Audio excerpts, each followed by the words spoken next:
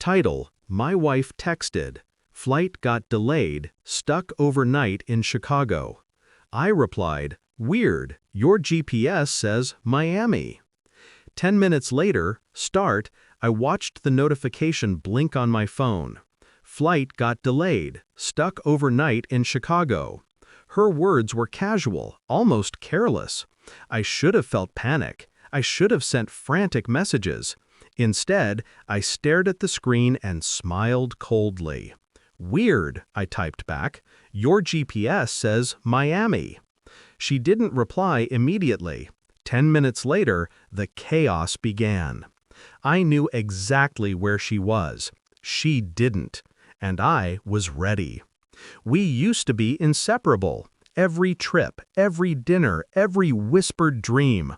We were a perfect duet. I remember the mornings we'd steal coffee from each other's cups, laughing at our own private jokes. I remember trusting her with my entire world, handing her pieces of myself I never showed anyone. Those moments aren't memories anymore. They're the pieces of ammunition I collected quietly, silently, as she tore me apart. I suspected for months. A late meeting here, a text she forgot to delete there. The familiar ring of betrayal, too subtle to confront, too loud to ignore. And then came the GPS anomaly. Miami, not Chicago. I'd caught her in a lie so small it could have slipped past anyone else, but not me. I didn't act immediately. I never do. First, I watched. I traced every move, every conversation, every credit card swipe. I learned her patterns, her secret indulgences, her fragile alibis. I collected evidence, meticulously, like a spider weaving a web around a fly. By the time she realized the trap closing, she wouldn't know how it started. I staged my first move with surgical precision. I sent a message to a mutual friend, carefully phrased, nothing incriminating. I secured hotel reservations, flight confirmations, and legal consults under the guise of routine business. Every domino was set. Every piece was in place. My patience was my weapon. Then came the moment she believed she had the upper hand. A late-night text, hurriedly typed, carelessly confident. Flight delayed, stuck overnight in Chicago. She thought she was safe. She was wrong. The execution was quiet at first. A call to her airline, a subtle redirection of her itinerary, a few discreet phone alerts. By the time she realized she was being rerouted, I was already 3 steps ahead, watching her panic unfold through the GPS feed. Her laughter, the one I once adored, became shrill in her own anxiety. The feeling was intoxicating. I wasn't acting out of malice. I was restoring balance.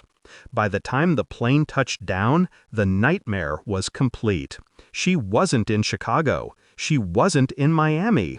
She was somewhere she couldn't control, surrounded by people who knew exactly what she had done, and now exactly who she had betrayed. I met her at the arrival gate. Her face shifted from smug relief to confusion, then to fear. The mask she wore for months crumbled instantly.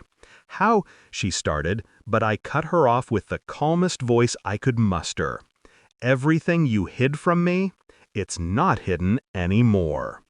The witnesses around us, the hotel manager, the airline supervisor, even our mutual friend, watched her unravel.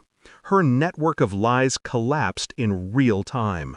Every excuse she had, every justification, fell away under the weight of facts I had quietly assembled.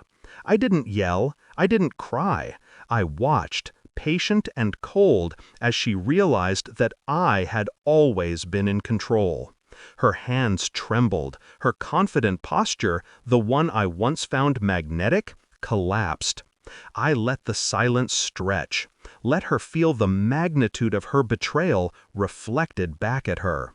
Every heartbeat was a countdown to her reckoning.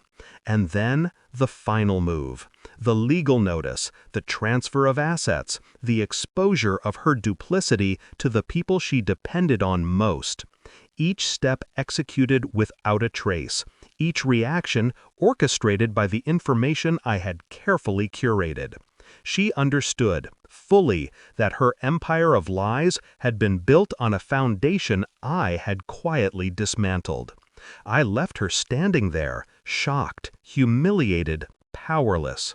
My victory wasn't loud. It was a quiet, devastating precision, the kind that leaves no room for recovery. I walked away with a strange sense of liberation, not because I had humiliated her, though that was satisfying, but because I had reclaimed myself, piece by piece, without losing a part of my integrity. Later, I replayed the moment in my mind, the calm before her storm, the way the truth hit her like a physical blow, the small smirk I allowed myself as I watched her panic. Revenge isn't always fireworks and theatrics. Sometimes it's a slow, meticulous dance that ends with silence, and that silence is louder than any scream. I don't hate her anymore. I simply see her as a cautionary tale of misplaced trust. And me? I'm free. Stronger, smarter. Every move she thought she controlled, every secret she hid, only sharpened my strategy, only hardened my resolve. She landed straight into her worst nightmare.